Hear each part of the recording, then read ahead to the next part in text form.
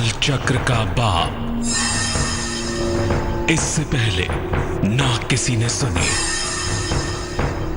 ना किसी ने देखी इतनी सटीक भविष्यवाणी। काल चक्र।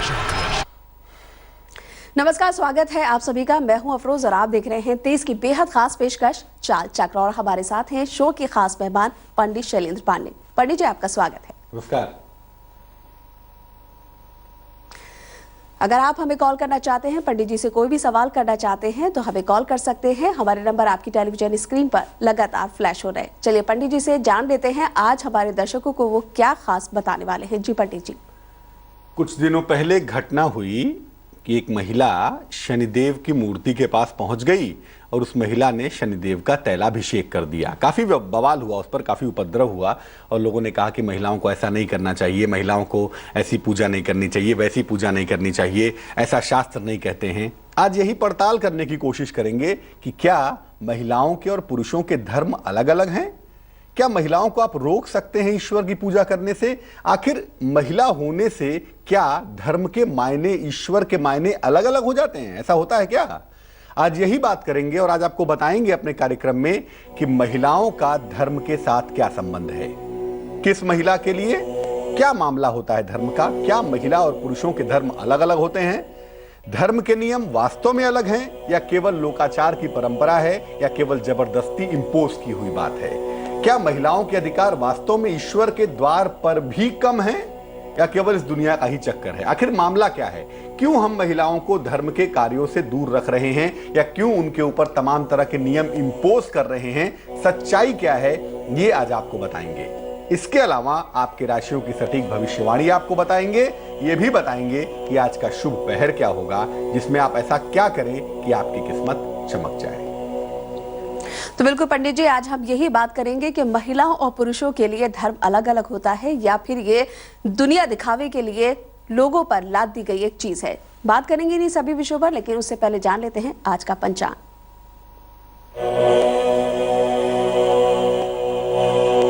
आज की तिथि है मार्गशीर्ष कृष्ण पक्ष की षष्ठी तिथि। आज का नक्षत्र है आश्लेषा नक्षत्र। चंद्रमा आज कर्क राशि में भ्रमण करेंगे और चंद्रमा की इसी चाल के आधार पर आप ये समझ पाएंगे कि आपका दिन कैसा जाएगा, अच्छा जाएगा, बुरा जाएगा, कैसा बीतेगा आज का दिन, ये समझने की कोशिश करेंगे। आज राहुकाल का जो समय होगा इसमें कोई भी नया और कोई भी शुभ कार्य नहीं करेंगे आप। वो वक्त होगा शाम को 3 बजे से तकरीबन 4:30 तक। आज उत्तर दिशा की तरफ यात्रा करने की मनाही है, तो बेहतर है प्रभु आज उत्तर दिशा की तरफ यात्रा ना करें। लेकिन अगर जाना ही है तो एक तो ईश्वर का भाव लेकर यात्रा करेंगे और दूसरा आज के दिन अगर गुड़ खाकर यात्रा की शुरुआत की जाए तो यात्रा बेहतर होती है, यात्रा की मुश्किलें परेशान नहीं करती है। तो चलिए, ये तो बात हुई आज के पंचांग की। अब आगे बढ़ते हैं और ये जान लेते हैं पंडित जी कि जैसा कि अभी आपने बताया भी है कुछ दिन पहले की घटना, इसी तरह से अक्सर ये देखा जाता है कि धर्म के बहुत से कामों में महिलाओं को उससे दूर रखा जाता है। तो क्या महिलाओं और पुरुषों के लिए धर्म के नियम अलग अलग होते हैं? अफरोज, पहले बता दूं कि धर्म होता क्या है। धर्म मतलब स्वभाव। जैसे आग का धर्म है जलाना, जल का धर्म है डुबाना, हवा का धर्म है चलना, मूव करना। उसी तरह से मानव का सिर्फ एक ही धर्म है। बाकी आप कुछ भी कहते रहिए, दुनिया का सिर्फ एक ही धर्म है, इंसान का सिर्फ एक ही धर्म है और वो है इंसानियत, ह्यूमैनिटी। बिल्कुल। हम जिसकी बात करते हैं धर्म की, वो दरअसल हमारी मान्यताएं हैं, हमारी परंपराएं हैं, ईश्वर को प्रसन्न करने की, ईश्वर के निकट पहुंचने की मान्यताएं हैं वो।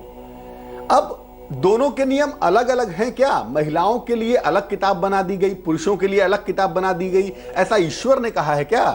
आइए समझते हैं इसको। सबसे पहले बता दूं कि चाहे वो महिला हो या वो पुरुष है, दोनों ही ईश्वर की रचना है। ऐसा नहीं है कि महिलाओं को दानव ने पैदा किया है और पुरुषों को भगवान ने पैदा किया, ऐसा कहां लिखा है? महिला और पुरुष दोनों ही ईश्वर की संरचना है, दोनों ही ईश्वर की रचना है। दोनों के संतुलन से ही सृष्टि चल सकती है। महिला नहीं होगी तो सृष्टि नहीं होगी और पुरुष नहीं होगा तो भी सृष्टि नहीं होगी। यानी पुरुष और महिला दोनों का बैलेंस होगा तभी तो सृष्टि चल रही है। अगर महिलाओं की जरूरत नहीं होती तो ईश्वर उसका सृजन क्यों करता? इस सृष्टि की एक भी ऐसी चीज नहीं है जो भगवान ने पैदा कर दी हो और जिसकी जरूरत नहीं है, ऐसा हो ही नहीं सकता। इसलिए दोनों के संतुलन से ही सृष्टि चल रही है, ये बात याद रखिए। दोनों ही ईश्वर की संतान हैं और दोनों को ही ईश्वर की उपासना का अधिकार है, चाहे वो महिला हो चाहे वो पुरुष हो। फिर मैं कहूंगा धर्म पर मत जाइए। जो लोग कहते हैं कि धर्म में लिखा हुआ है, किस धर्म में लिखा है भाई? दोनों के लिए धर्म के नियम अलग अलग नहीं हैं। महिला और पुरुषों के नियम बिल्कुल भी अलग नहीं हैं। और धर्म का मतलब, मानव का धर्म क्या है? मानव का धर्म है इंसानियत, ह्यूमैनिटी, और दूसरा धर्म है ईश्वर की उपलब्धि। तो ईश्वर की उपलब्धि के लिए और ह्यूमैनिटी के लिए कोई नियम अलग अलग नहीं है। लोक मान्यताओं के लिए आपने, हमने, हम इंसानों ने अंतर कर दिया है। ऐसा कहीं नहीं है कि महिला है तो उसको भगवान की पूजा का अधिकार नहीं है और पुरुष है तो वो भगवान की पूजा कर सकता है। ऐसा कैसे संभव है? अगर सूर्य का प्रकाश बराबर मात्रा में ईश्वर दे रहा है महिला के लिए भी और पुरुष के लिए भी, तो वो ईश्वर अपनी कृपा में कैसे अंतर कर सकता है? वो कर ही नहीं सकता।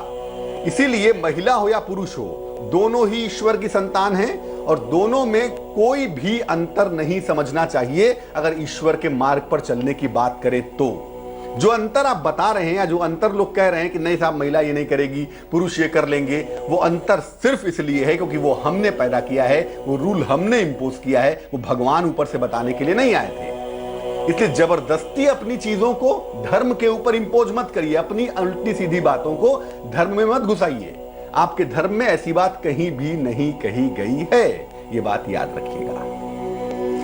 बिल्कुल पंडित जी, ये अज्ञानता की वजह है कि महिला और पुरुष में लोग फर्क करने लगते हैं और यहाँ तक कि भगवान की उपासना करने से भी औरतों को रोक दिया जाता है और पुरुषों को अलग कर दिया जाता है। लेकिन अक्सर ये भी कहा जाता है पंडित जी कि हनुमान जी की उपासना महिलाएं नहीं कर सकती, इसमें कितनी सच्चाई है? अब ये देखिए एक नया पेज, मतलब मुझे लगता है कि पिछले 20-25 सालों से मैं सुन रहा हूं कि महिलाओं को हनुमान जी की पूजा नहीं करनी चाहिए। किसी से पूछा मैंने क्यों नहीं करनी चाहिए, तो उसने कहा कि हनुमान जी बाल ब्रह्मचारी हैं, इसलिए हनुमान जी की पूजा महिला नहीं करेंगी। अरे भाई, हनुमान जी भगवान है ना, ईश्वर है ना, उनके लिए ब्रह्मचर्य किसी महिला से संबंध थोड़ा ना रखता है। ब्रह्मचर्य का मतलब क्या होता है? जिसका मन ब्रह्म में रत हो। हनुमान जी का मन 24/7 राम में रत है।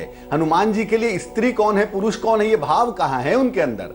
हनुमान जी के लिए तो सिर्फ राम ही है इस सृष्टि में, वो स्त्री के अंदर भी है और वो पुरुष के अंदर भी है। और हनुमान जी हम सबके लिए, किसी भी महिला के लिए, किसी भी पुरुष के लिए पिता तुल्य हैं और हर स्त्री अपने पिता के लिए प्रिय होती है। आप क्या कहेंगे, हनुमान जी महिलाओं के प्रिय नहीं है, पुरुषों के प्रिय हैं? वो कहते हैं कि नहीं, मैं केवल पुरुषों का पिता हूं, महिलाओं का पिता नहीं हूं। ऐसा कभी हनुमान जी ने कहा है क्या? या ऐसा किसी हनुमान जी की पुस्तक में लिखा है क्या कि केवल पुरुषों के लिए वो पिता हैं, महिलाओं के पिता नहीं है? या ऐसा कोई पिता कहता है क्या? तो हर स्त्री अपने पिता के लिए अत्यंत प्रिय होती है। हमारी आपकी बेटियां, जिसकी भी बेटियां होंगी, हर पिता जानता होगा कि वो अपनी बेटी को कितना प्यार करता है। तो हनुमान जी तो हम सबके पिता ही तो हैं, अपनी बेटी को बहुत प्रेम करते हैं।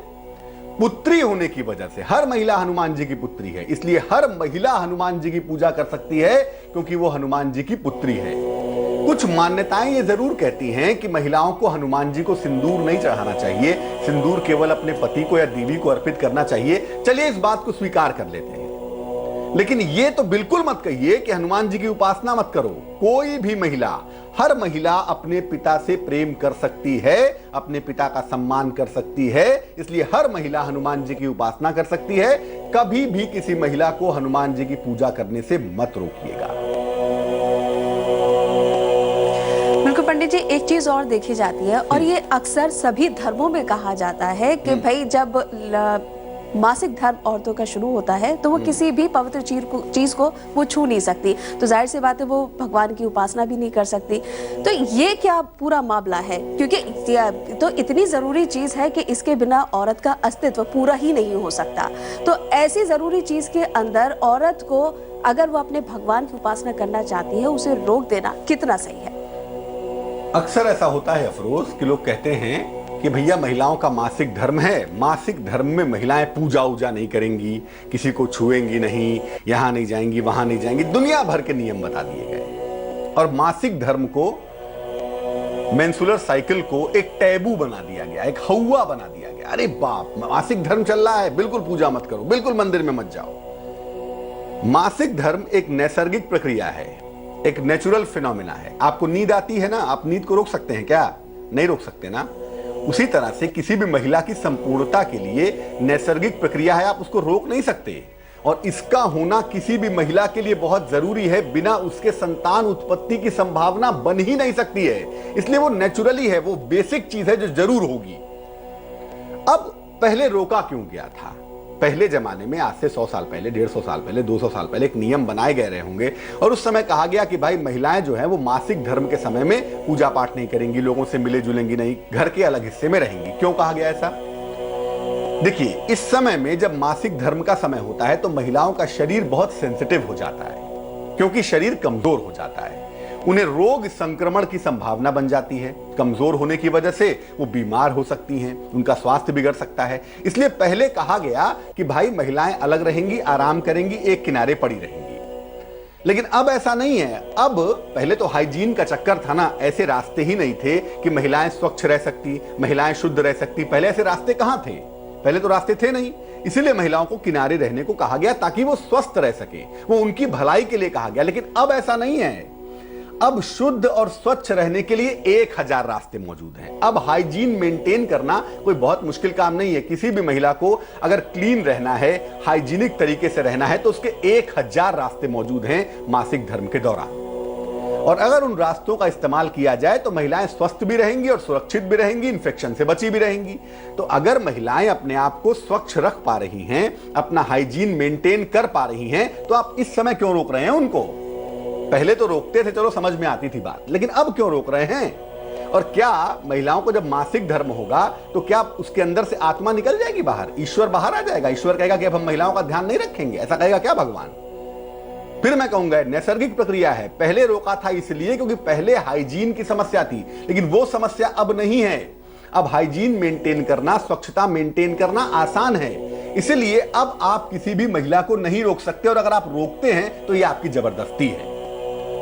इस समय महिलाओं को सिर्फ इतना ध्यान रखना चाहिए कि भाई आपका शरीर सेंसिटिव है, अपने खान पान का ध्यान रखना चाहिए। लेकिन ईश्वर की उपासना करने से आपको दुनिया की कोई ताकत नहीं रोक सकती, चाहे आप मासिक धर्म में हो या मासिक धर्म में ना हो। मैं फिर कहूंगा, ईश्वर हर क्षण, हर कण में, हर चीज में विद्यमान है। कहां तक रोकेंगे ईश्वर को और कहां तक नियम इंपोज करेंगे? अब हाइजीन मेंटेन करना आसान है, महिलाओं को सुरक्षित रख पाना आसान है, महिलाएं स्वस्थ रह सकती हैं। तो जब महिलाएं अपने आप को ठीक रख पा रही हैं तो ईश्वर की पूजा करने से आप कौन होते हैं उनको रोकने वाले? इसीलिए कोई भी महिला बिल्कुल निशंक भाव से स्वच्छ होकर, स्नान करके, अपना हाइजीन मेंटेन करके भगवान की पूजा कर सकती है। आप कोई नहीं होते हैं उसको रोकने वाले। जी बिल्कुल, ईश्वर कण कण में समाते हैं और ये कहा जाता है कि जो दिल से मानो वही भगवान है, और जिसको दिल से आपने उपासना कर ली उसकी प्राप्ति आपको हो जाती है। तो क्या महिला और पुरुषों के लिए ईश्वर प्राप्ति में कोई अंतर भी होता है पंडित जी? अगर मैं सच बता दूंगा तो लोगों को लगेगा कि पंडित जी का दिमाग खराब हो गया है। बहुत सारे लोगों को ऐसा लग सकता है, लेकिन मैं आपको बता दूं कि महिला और पुरुष दोनों के शरीर में आध्यात्मिक चक्र एक समान होते हैं। चाहे वो मेरा शरीर हो, चाहे वो किसी महिला का शरीर हो, उन दोनों के ही शरीर में 7 चक्र होते हैं। मूलाधार, स्वादिष्ठान, मणिपुर, अनाहत, विशुद्ध, आज्ञा और सहस्त्रार। ये 7 चक्र हर महिला के शरीर में, हर पुरुष के शरीर में पाए जाते हैं। तो चक्रों के माध्यम से ही चूंकि ईश्वर की कृपा मिलती है, इसलिए दोनों पर ईश्वर की समान कृपा होती है। हाँ, एक अंतर होता है और ये बहुत बड़ा अंतर है। ये अंतर है हार्मोन्स का। महिलाओं के अंदर हार्मोन्स थोड़े से ज्यादा होते हैं, पुरुषों के अंदर थोड़े से हार्मोन्स कम होते हैं। चूंकि महिलाओं के अंदर हार्मोन्स ज्यादा होते हैं, इसलिए महिलाएं ज्यादा इमोशनल होती हैं, ज्यादा भावनात्मक होती हैं और भावनाओं के मामले में ज्यादा भाग्यवान भी होती हैं। अब चूंकि महिलाएं ज्यादा भावनात्मक होती हैं, इसीलिए भावनात्मक शक्ति की वजह से महिलाओं को ईश्वर की उपलब्धि जल्दी हो सकती है।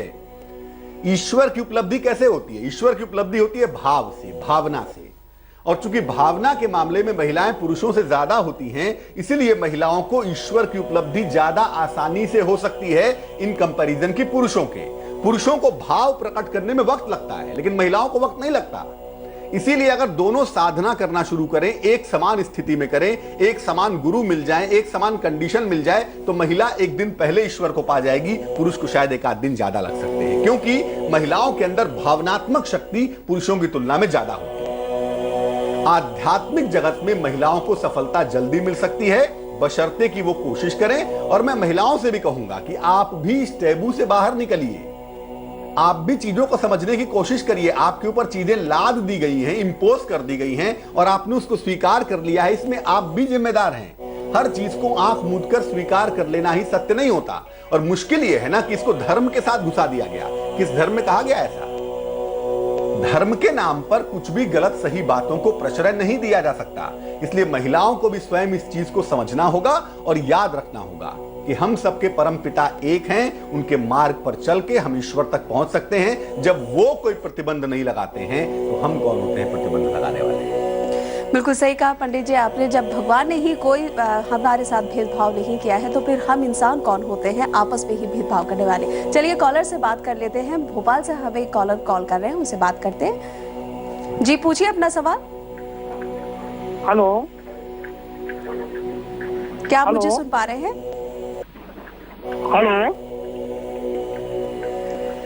बरेली से गोपाल हमसे बात करना चाह रहे हैं। जी पूछिए गोपाल, पूछिए अपना सवाल। पंडित जी नमस्कार। जी नमस्कार, बताइए। सर मेरी डेट ऑफ बर्थ है 28/9/1974। समय बताइए।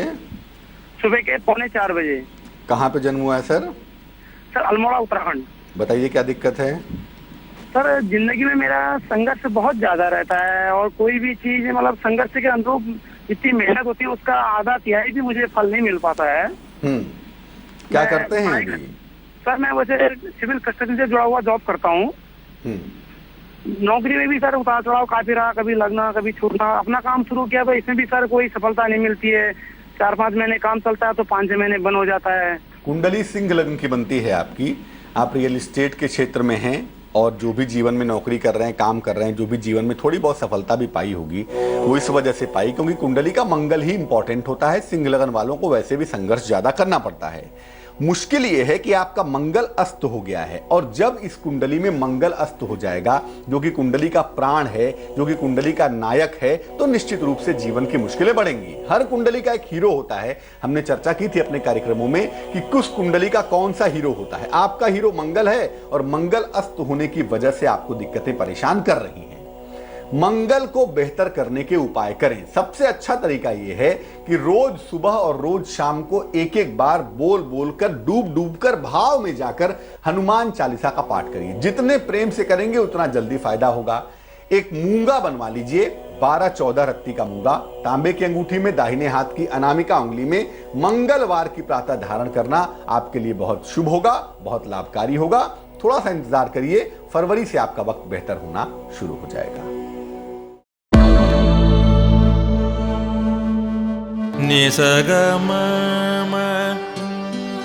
नि प म ग नि प म ग स नि प म नि स प स। जहाँ तक याद आती रहेगी